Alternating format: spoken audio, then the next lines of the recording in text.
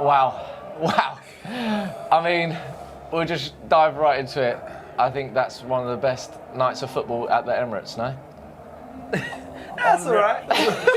It's up there. Crazy. He's speechless. Jez is speechless. Just, listen, them second half, 45 minutes of madness, I've never seen anything like it. Yeah. It's crazy. It's probably the best 45 minutes, at the Emirate Stadium for forever. Yeah. It's crazy. It's almost like unspeakable what we've just seen. Like, I mean, we'll go into the whole half, but I just have to start with Declan Rice, the 2 free kicks, the first one whipping it round the wall, and then the second one. I don't think anyone would have expected him to score the second, and the way it was just so top corner. Talk about 3-0 win, but never thought about Declan Rice scoring 2 free kicks, right? It's just one of those. We haven't scored a direct free kick in a long time anyways, full stop. Yeah. To score 2 in a game, I mean, the second free kick I think is the best free kick I've seen in my life. Yeah. I'll be honest. No keeper can save No that. one. You know, sometimes you just think, keeper could have done better. Yeah. You can put 2 keepers in there, they won't save that. That is in the top corner. You said it was it's such curving. power. Yeah, it's insane. It's ridiculous, because I thought, right, so the first free kick as well. So the wall, could the wall have done a bit better, he bent maybe? It so far around the wall though. I don't know, I didn't touch that back, but he bent it all the way around the wall and came back in. Yeah, it's crazy. But both the technique for both, just the fact that he hit the ball, it seems so hard as well, with so much whip on it for both goals. We know his ball striking is so good anyways, because this season we've scored a lot of set pieces, and a lot of it's been from his corners. And we've scored from free kicks as well, like from the obviously attacking it, from headers, from his set pieces. So we know his delivery is good, we know his whip is good, and his ball striking is good because he's got some like long ranges. But free kick, direct free kick. Normally when he's from that far away, like you don't really go with the inside of your foot. You've got to go a bit of laces because you've got to put some power into it. It's a bit like Drogba. Do you remember the way Drogba used to hit the ball side foot? So it's a bit like that. I mean, going into it, right? So we were all watching it together, and we were noticing just Courtois. It looked like he was just going to have one of those nights that we've seen him have before, where he just seems to be able to stop everything, and it was going to take something special to get past him. I mean, I think all 3 goals were special in their own. Yeah, because we forget to talk about the third one, but the quality, how he twists his body to be able to curve it in the bottom corner, he's a top striker. You taught him a few things. You must have gone to the training ground and gone, Mikel. Spoke to Thierry. And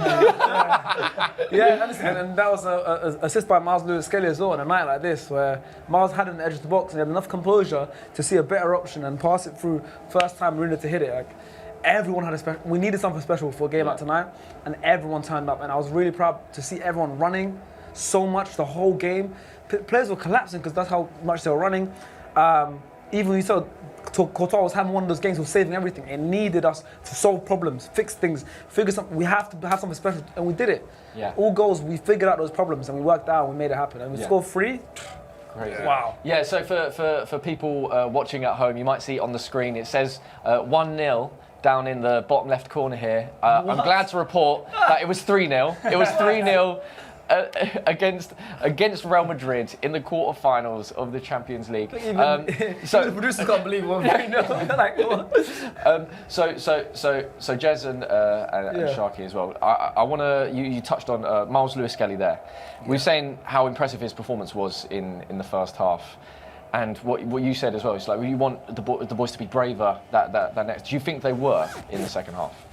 Yeah, 100%. Yeah, and he's like, I've said it many times, and I keep saying he plays like he's 28 years old, like he's already got a bag of experience, more than 200 games in the Prem. He's just, you could see him just like dragging his player, talking like he's a leader. He's a proper leader. He looks like he's a senior player. Yeah. And that pass that we were saying, shoot, and actually at the end he just squares it to Marino. And no, well done. You don't need to. You made the right decision.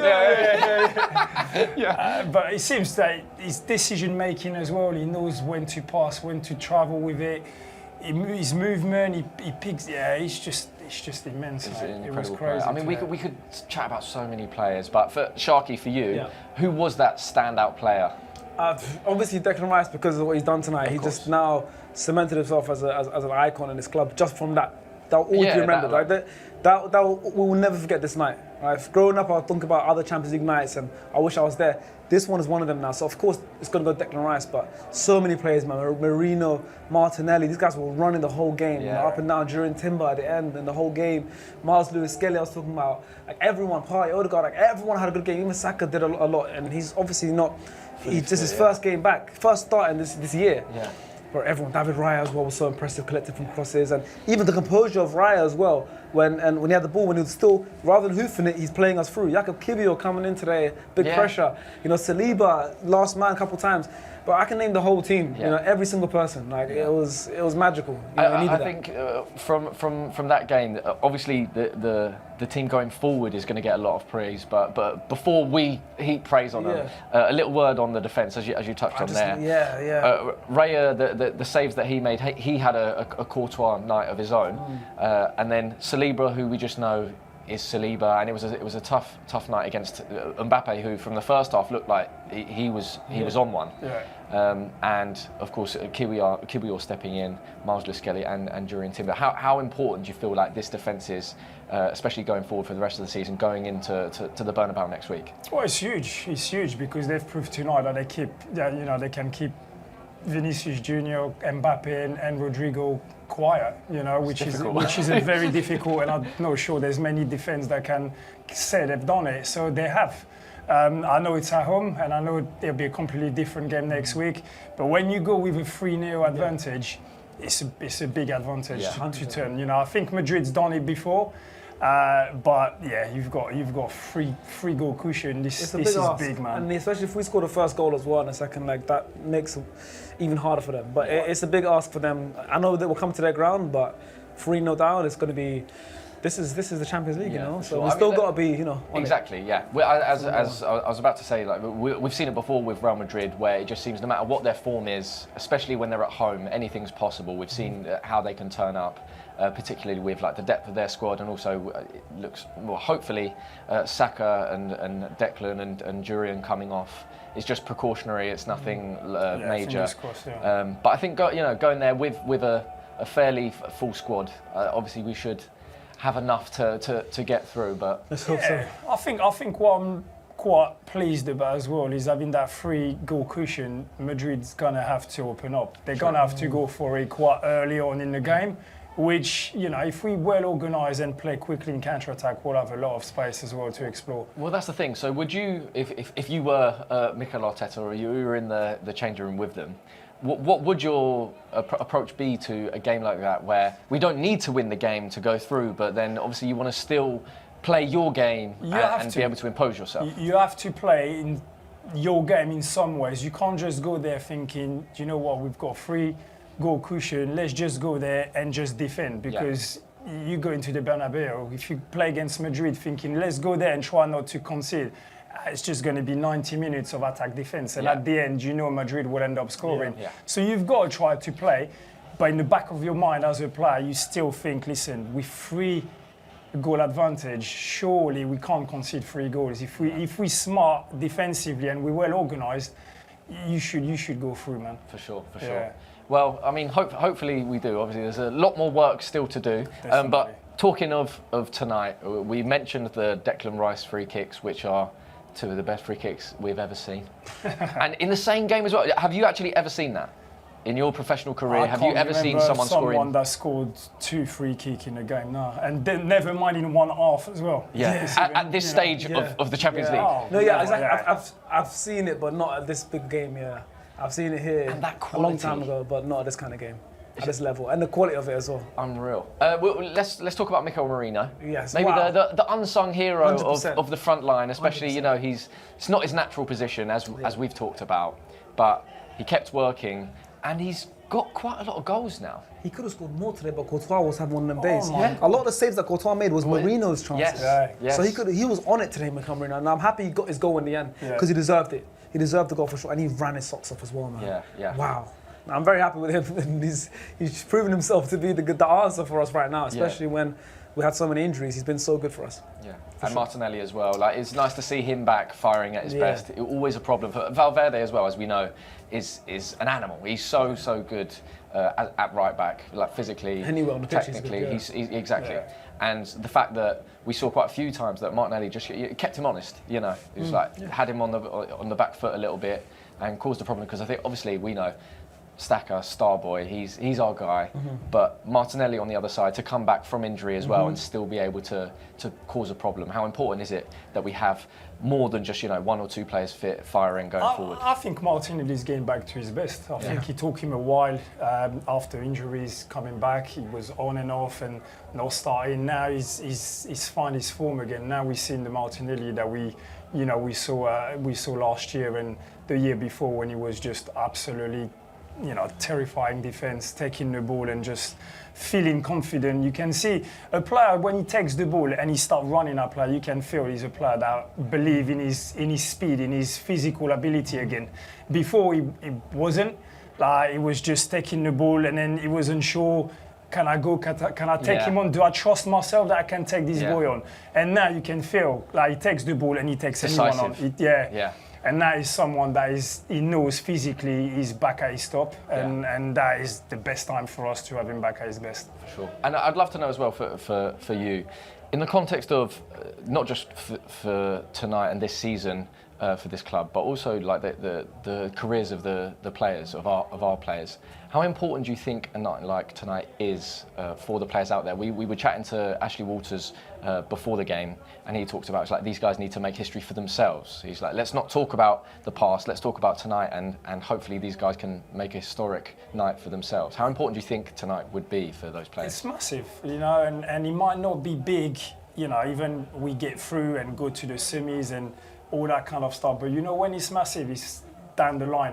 When you've retired and then you don't play anymore, and 10 years down the line, you've got people come in and say, oh my God, that game that you played, you were insane. And there's only few in your career that you can remember clearly, even us as fans, right? You as a kid, you will have certain games and certain players, one moment that you think, I've got a few in here.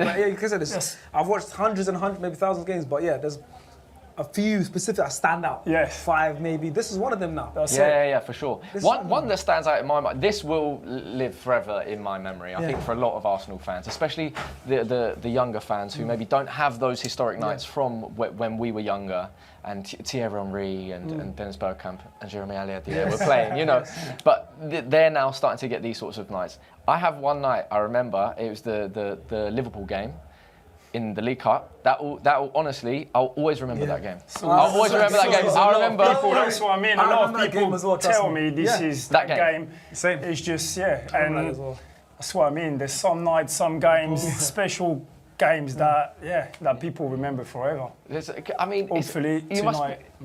Tonight will be one. Right? But you must be very proud of that night as well, because I remember that ball coming over, the control. Incredible.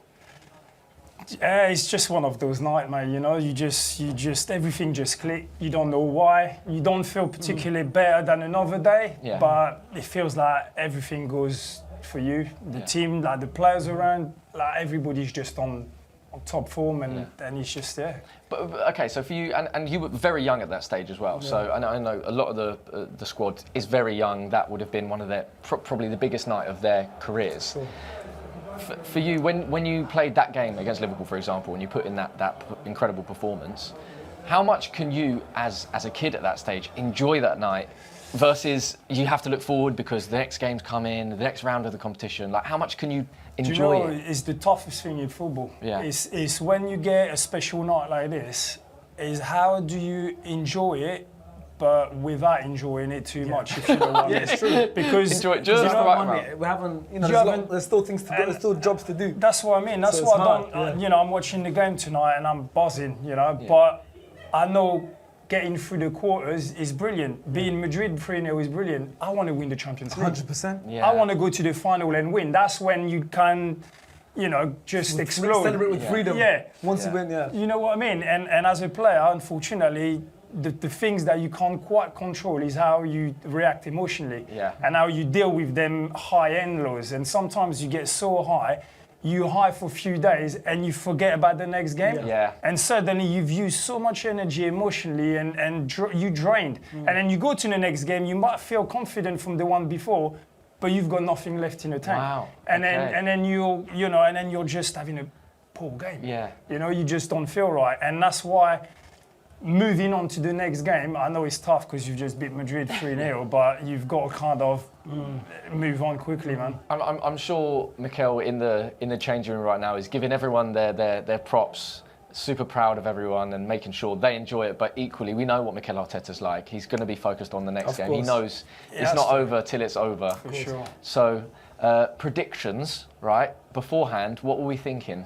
I said 2-0 in the studio. Did you say 2-0? Yeah, 2-0. They only asked me. What did you have a little prediction? I was thinking 2-1 because I was thinking Madrid were going to score. With them 3 up front, I thought they planned to score a goal, and never saw 3-0 coming, and definitely not at half time when it was goalless. But it was great to see. I mean, my prediction was 3-0. Declan Rice 2 free kicks. You just want to say it. Yeah. I just saved it, and then now I got to read it. But no, it was an incredible night. I mean, like you've got smiles as wide as anything. It's so good to see the boys now, the men and the women's through to the next round. Oh no, not the men's. See, I'm getting ahead of myself. You need to. See, that's the thing. You need to. Make sure I calm down. I'm getting away with what Jeremy just said. He said, relax. I totally forgot what he said and just got taken away. Okay. But hopefully that will, make 2. But we've got a big game at the Bernat. Are you going to be there? No, I don't think so. No? No, I wish I could, but... Even after tonight? Well, I'd like to, but, We'll love to. We'll see. I'm trying to find a way myself. Yeah. Well, you never know. We might be. But everyone tuning in from home, we hope you enjoyed. This has been live from N5. What an unbelievable night we have had. Arsenal beating Real Madrid 3-0 in the first leg of the quarterfinals of the Champions League. We hope you enjoyed, and we'll see you next time.